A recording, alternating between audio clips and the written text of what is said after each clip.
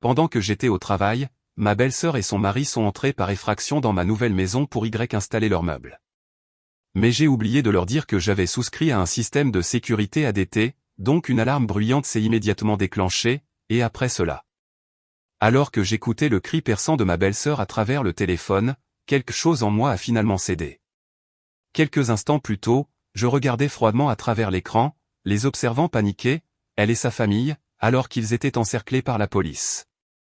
Le lieu, c'était ma maison fraîchement construite, le château qui était censé être le mien. Ce n'était pas possible. J'ai tranquillement mis fin à l'appel et composé le numéro de mon avocat. Je m'appelle Luna et j'ai 36 ans. Je travaille comme directrice financière dans une grande entreprise en ville. Depuis mes 20 ans, j'ai constamment épargné et investi. Et enfin, ce printemps, j'ai finalement obtenu la maison neuve dont j'avais toujours rêvé. J'y vivais avec mon mari, Joe, mais le titre de propriété était enregistré à mon nom. Ce dont j'étais le plus fier, c'était mon bureau, parfaitement intégré au système de domotique. Sur la terrasse intérieure, reliant l'intérieur et l'extérieur, j'étais entouré de hauts murs qui bloquaient complètement les regards indiscrets.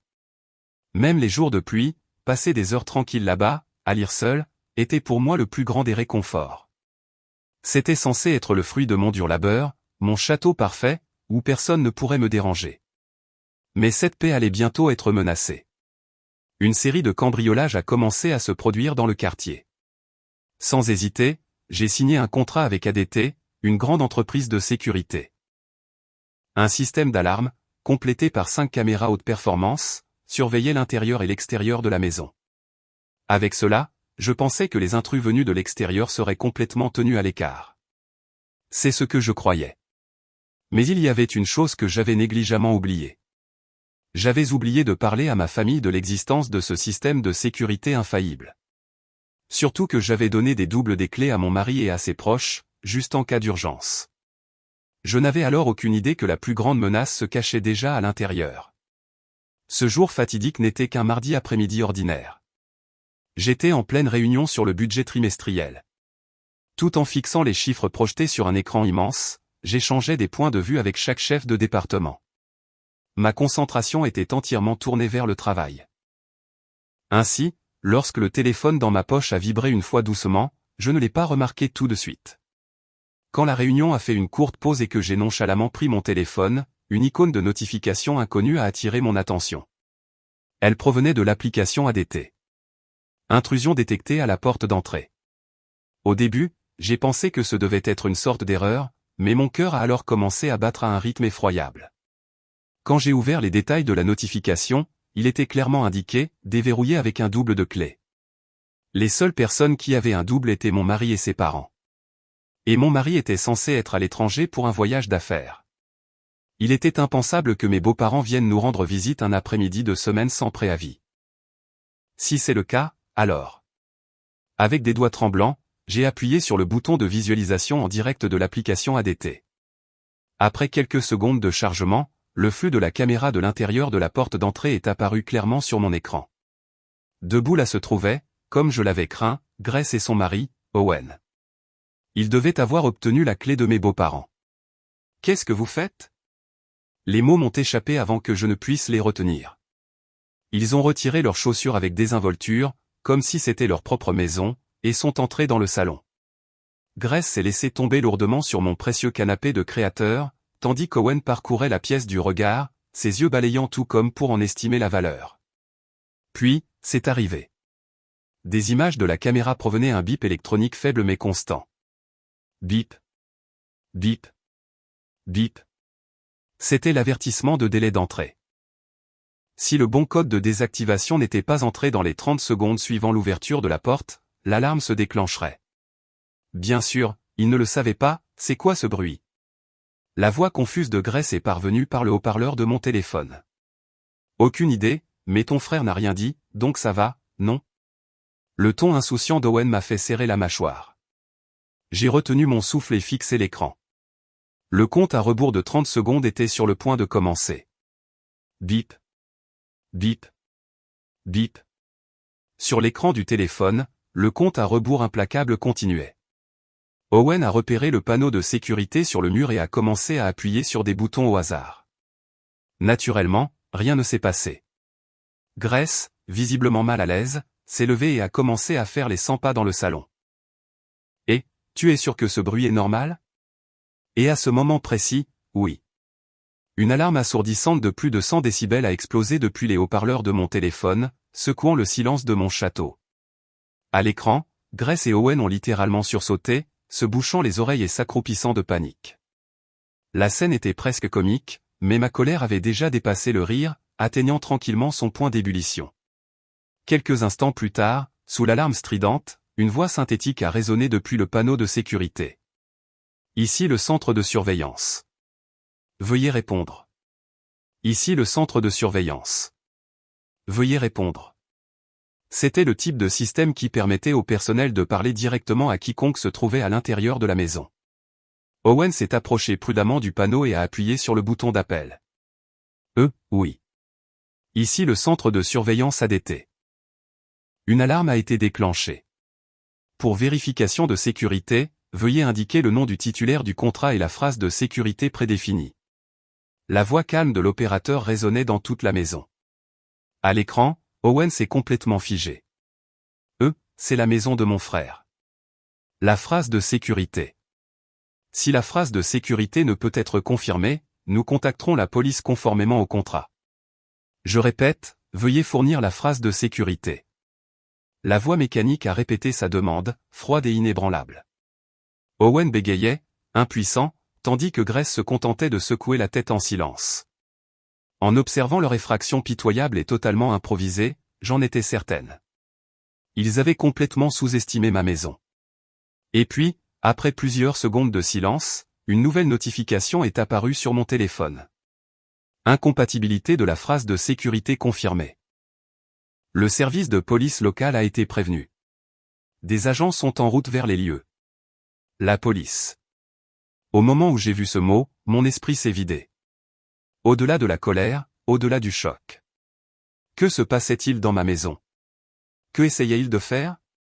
Je suis sorti en trombe de la salle de conférence et je me suis tenu seul dans le couloir vide, les yeux rivés sur l'écran de mon téléphone. Le travail, la réunion, plus rien de tout cela n'avait d'importance, car à cet instant précis, mon château était violé par des invités non désirés.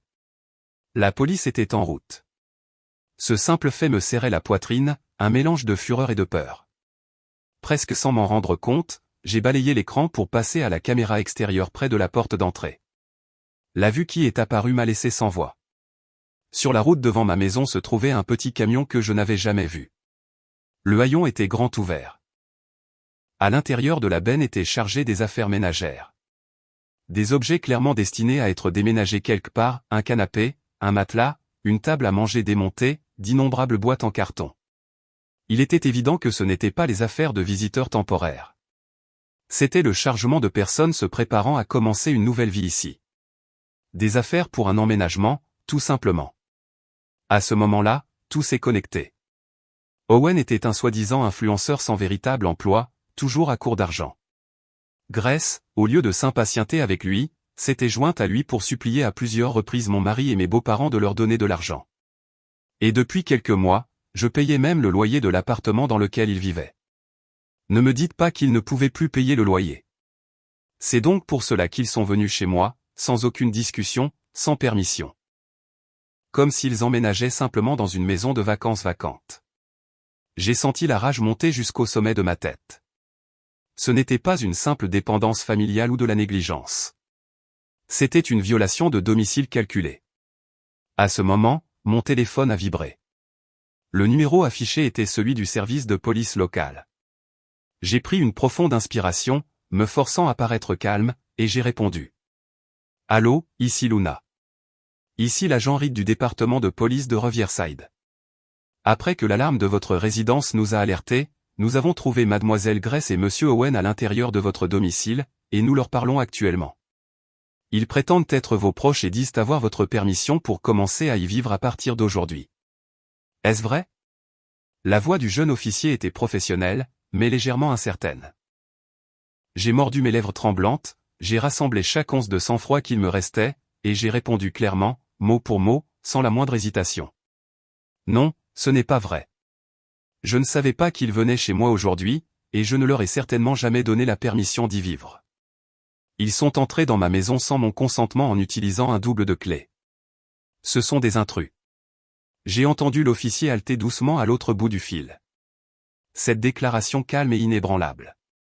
C'était le son de la première cloche dans une longue bataille qui venait de commencer. Après avoir dit à la police qu'ils étaient des intrus, mon doigt tremblant a composé le numéro suivant sur mon écran. Le numéro de téléphone de mon mari à l'étranger. Il était censé être en voyage d'affaires à Singapour. Après plusieurs sonneries, il a finalement répondu, son ton lasse et indifférent. Allô? Qu'est-ce qu'il y a, Luna? Je suis avec un client en ce moment. Ce n'est pas le moment pour ça. Quelque chose de terrible est arrivé. Je l'ai interrompu et j'ai expliqué précipitamment toute la situation. Que Grace et Owen étaient entrés dans notre maison sans permission. Que l'alarme s'était déclenchée et que la police était sur les lieux. Qu'ils essayaient de s'installer dans notre maison comme si elle leur appartenait. Je croyais vraiment qu'il serait en colère, choqué, et prêt à condamner les actions irréfléchies de sa sœur à mes côtés. Non, peut-être que je voulais juste le croire. Mais ce qui est revenu à travers la ligne a brisé ce fragile espoir. Sa voix était d'une détente insupportable, presque paresseuse. Oh, c'est tout. Vraiment de quoi en faire tout un plat? Quoi? Pendant un instant, je n'ai même pas compris ce qu'il voulait dire. Ouais, Grace m'a tout raconté. Apparemment, Owen a encore fait une bêtise au travail et s'est fait virer. Ils se font expulser de leur appartement, alors elle a demandé s'ils pouvaient rester chez nous pendant un moment. J'ai dit, bien sûr, pourquoi pas. Tu as dit quoi? J'ai presque entendu le bruit de quelque chose qui se brisait dans ma tête. Je n'ai rien entendu à ce sujet. Ni de ta part, ni de celle de Grace. Pas un seul mot. J'allais te le dire, honnêtement, mais tu as été si tendu avec le travail ces derniers temps. J'ai pensé que j'attendrais que les choses se calment. Et puis, quel est le problème? C'est la famille. On a une chambre d'amis, non? Aide-les, c'est tout. Aide-les, c'est tout. Ces mots, si légers, si négligents, m'ont frappé comme une gifle. Comme si j'étais la personne sans cœur, égoïste, dans cette histoire. Pour lui, cette maison n'était pas notre foyer. C'était comme une extension de la maison de ses parents, une maison d'hôte où sa famille pouvait aller et venir à sa guise. Tu t'entends parler? Ce qu'ils ont fait est une violation de domicile. Je l'ai déjà signalé à la police. Quoi? Tu as appelé la police, Luna? Tu es folle? Arrête ça tout de suite. Tu exagères complètement. Et à cet instant, j'ai enfin compris. Cet homme n'était pas de mon côté. Il n'était plus mon mari. Il n'était que le grand frère protecteur de Grace. Alors que sa voix en colère continuait de déblatérer à l'autre bout du fil, j'ai tranquillement éloigné le téléphone de mon oreille et j'ai appuyé sur le bouton de fin d'appel. C'était le début de la fin de notre mariage. Même après avoir raccroché, mes mains tremblaient encore de colère. Si quelqu'un pouvait comprendre, ce seraient sûrement ses parents. Les parents de Joe et Grace. Ils condamneraient sûrement le comportement scandaleux de leurs enfants. Croyant cela, j'ai composé le numéro de ma belle-mère. Après quelques sonneries, elle a répondu d'un ton calme. Non, pas calme. C'était la voix étrangement composée de quelqu'un qui savait déjà tout. Oh mon Dieu, Luna, qu'est-ce qui ne va pas? Tu as l'air si troublée. Quelque chose de terrible est arrivé. Grace et Owen, ils sont chez moi. Tout comme je l'avais fait avec mon mari, j'ai désespérément expliqué tout ce qui s'était passé. Mais sa réaction a brisé ma raison encore plus que celle de Joe. Oh, je sais, ma chérie. Ces pauvres enfants avaient vraiment des ennuis. Owen a perdu son emploi, et ils ne pouvaient pas payer leur loyer. Alors, je leur ai dit, pourquoi ne resteriez-vous pas chez Luna pendant un moment? Sa nouvelle maison a beaucoup de place. Vous leur avez dit quoi? Au moment où elle a dit ça, j'ai eu le vertige. C'était donc elle, la source de tout cela. Pourquoi ne m'en avez-vous pas parlé ou ne m'avez-vous pas consulté d'abord? J'ai réussi à demander, ma voix à peine stable. Elle a répondu d'un ton curieux, presque innocent. Oh, pourquoi? Nous sommes une famille. Pas besoin d'être si formel. Tu as une si grande et belle maison. Les laisser rester un petit moment ne fera pas de mal, n'est-ce pas? On dit toujours qu'il faut aider les siens. C'est le devoir d'une famille de se soutenir mutuellement. Se soutenir mutuellement. Je n'avais jamais entendu cette belle phrase sonner si laidement. Pour eux, mon travail acharné, ma propriété et ma vie privée pouvaient tous être annulés par un seul mot, famille. Je n'étais plus simplement en colère. J'étais envahi par le désespoir. Il n'y avait aucun moyen pour nous de nous comprendre. Nous vivions dans des mondes entièrement différents. Ce qu'ils font, ce n'est pas compter sur la gentillesse. C'est un crime. Je les ai signalés à la police comme des intrus. Quoi? Comment as-tu pu faire ça? Tu veux leur donner un casier judiciaire? La voix stridente de ma belle-mère s'est élevée à l'autre bout de la ligne, mais ses cris ne m'atteignaient plus. Ils ne comprenaient vraiment rien. Ils n'avaient aucune idée de l'anormalité de leurs actions. Après avoir mis fin à l'appel, je suis resté figé pendant un long moment. Mon mari et mes beaux-parents, ils étaient tous unis, attaquant mon château. Le poids de ce fait m'écrasait. Puis mon téléphone s'est de nouveau allumé. L'appelant affiché était Grèce. Peut-être que l'interrogatoire au poste de police était terminé. J'ai pris une profonde inspiration et j'ai appuyé sur le bouton de réponse. Peut-être, juste peut-être, qu'elle réaliserait son erreur et s'excuserait. C'était un espoir insensé, mais qui persistait encore quelque part dans mon cœur. Cependant, ce qui est parvenu à travers la ligne n'était pas des excuses, mais plutôt un cri hystérique. « Luna, à quoi tu penses? Qu'est-ce que tu veux dire?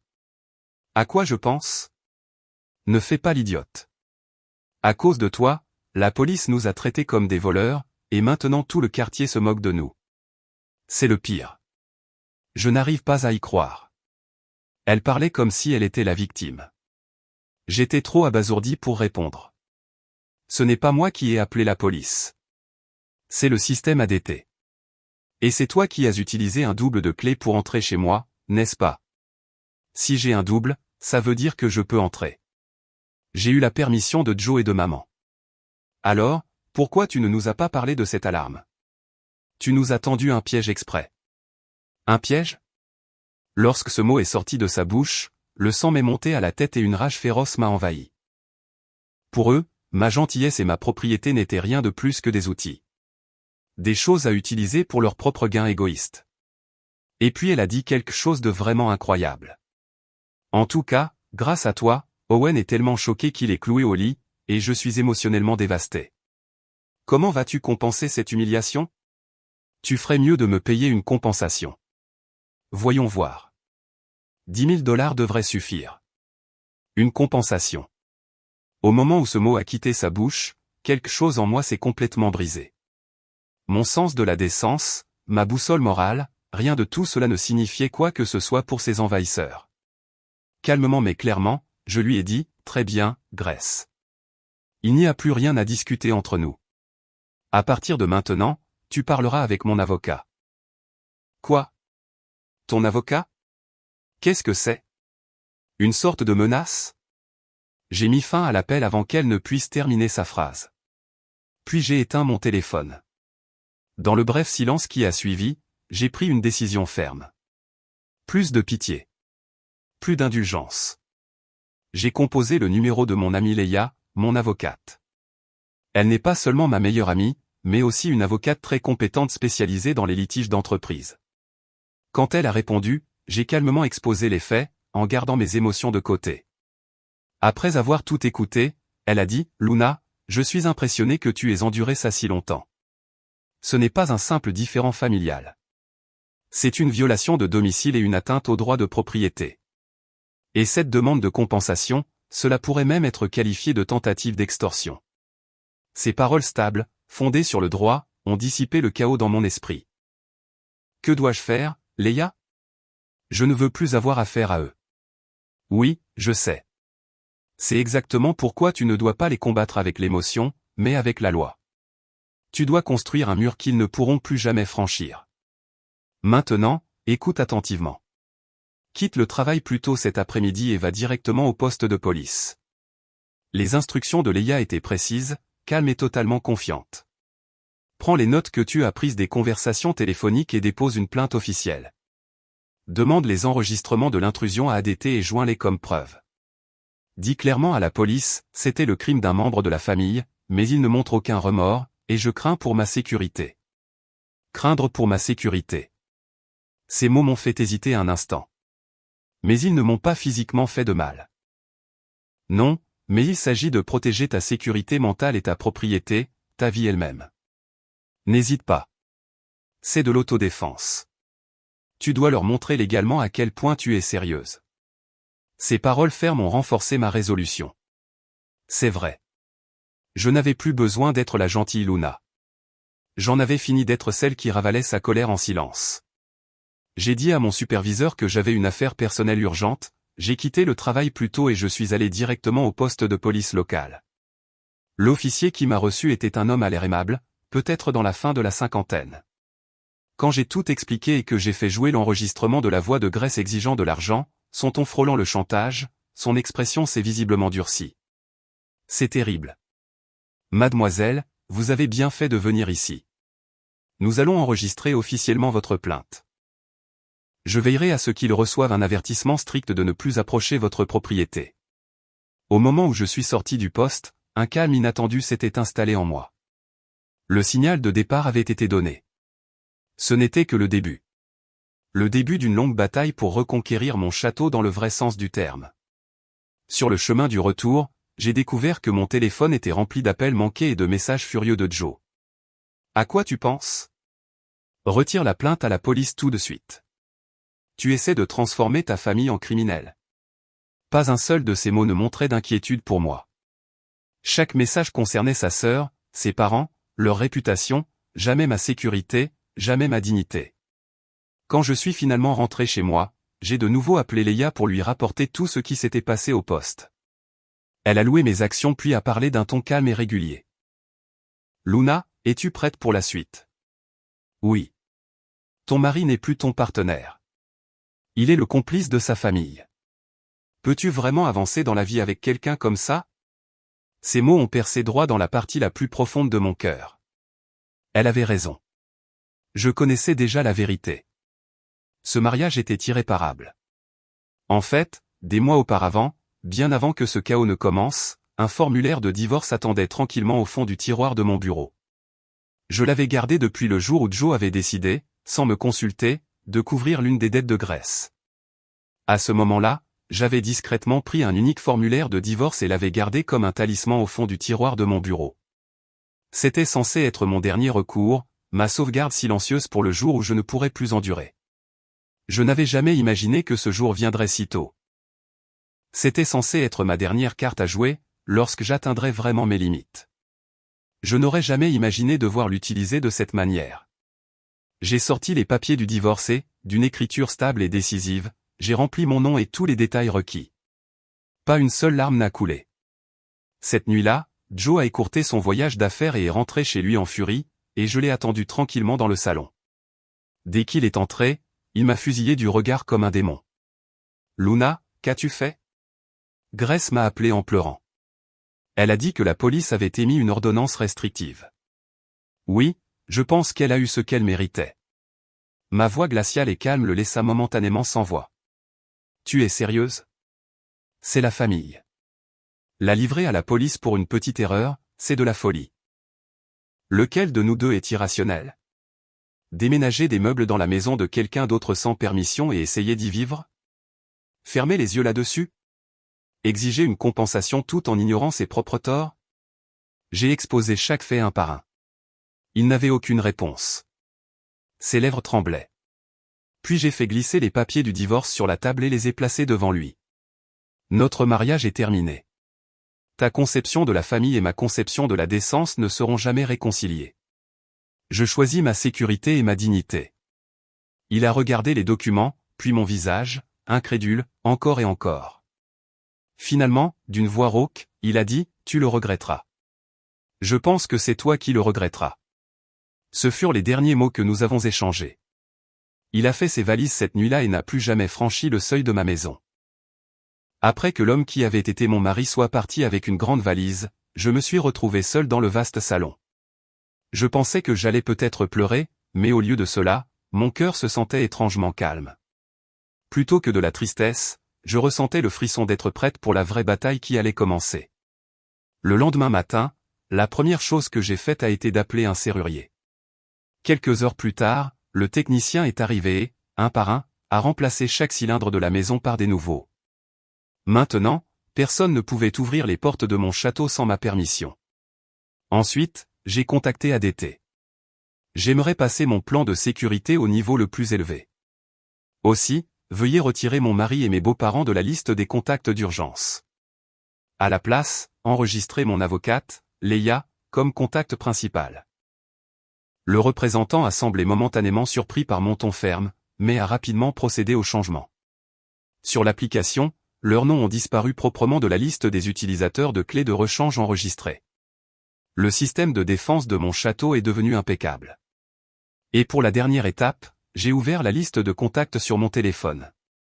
Joe, Grace, leurs parents. Un par un, j'ai appuyé longuement sur chaque nom. Bloqué, puis supprimé. J'ai également bloqué tous leurs comptes de médias sociaux. Il n'y avait plus aucun moyen pour eux de me joindre.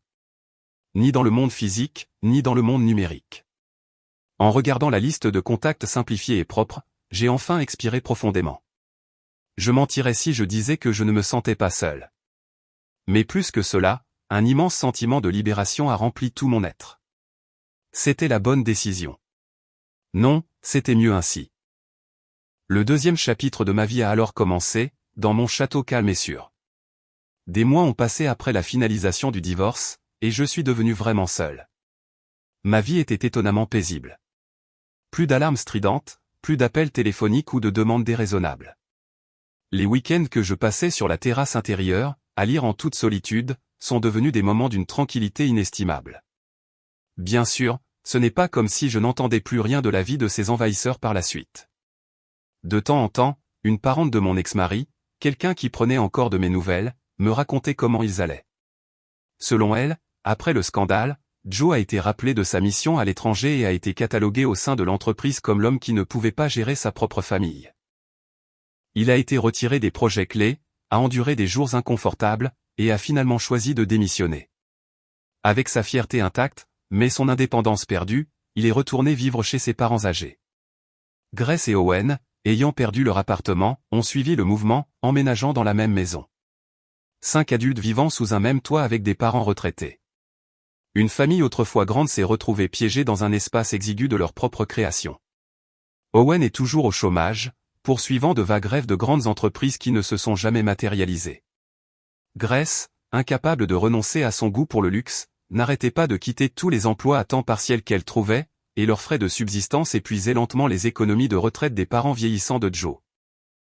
Je ne pouvais penser qu'à une seule expression, justice poétique. Et pourtant, mon propre cœur n'était pas entièrement indemne. Cette expérience déchirante a laissé une cicatrice profonde, une méfiance persistante envers les gens. Peu importe à quel point quelqu'un devient proche, une partie de moi garderait toujours une distance silencieuse. Et si cette personne me trahissait, elle aussi, un jour? Cette suspicion constante s'infiltrait dans mon cœur comme un poison à action lente. Je savais que je ne pouvais pas continuer comme ça. Je devais me guérir moi-même, reconstruire ce qui avait été brisé de mes propres mains. Alors, sur la recommandation de Leia, j'ai décidé de rencontrer une thérapeute très réputée. C'était le début d'un nouveau type de bataille, un voyage pour reconstruire les véritables murs de ma forteresse intérieure. Ces séances de thérapie sont devenues un temps précieux pour moi, pour réexaminer le plan de mon propre cœur. Le docteur Clara, ma thérapeute, m'a demandé doucement, « Luna, pourquoi pensez-vous leur avoir donné les doubles des clés ?» Sa question m'a profondément frappé. Sans m'en rendre compte, je leur avais accordé un accès inconditionnel à mon espace personnel, simplement parce qu'ils étaient de la famille. J'avais atteint l'indépendance financière, oui, mais émotionnellement, j'étais encore piégé sous le charme de ce mot, famille. La vraie force, m'a appris le docteur Clara, ne consiste pas à aider les autres. La vraie force, c'est d'avoir le courage de tracer des limites saines pour se protéger. À chaque séance, la glace de la méfiance en moi a commencé à fondre. Petit à petit. Récemment, j'ai reçu une lettre de mon ancienne belle-mère. Elle ne contenait ni remords ni excuses, seulement un espoir égoïste. Elle écrivait, « Nous attendons le jour où tu changeras d'avis et reviendras dans la famille. » Après l'avoir lu, j'ai tranquillement passé la lettre dans le destructeur de documents. Et alors que le son du papier qui se déchire s'estompait, j'ai fait un vœu solennel. Quoi qu'il arrive, je protégerai cette vie calme et sûre pour laquelle je me suis battu de mes propres mains.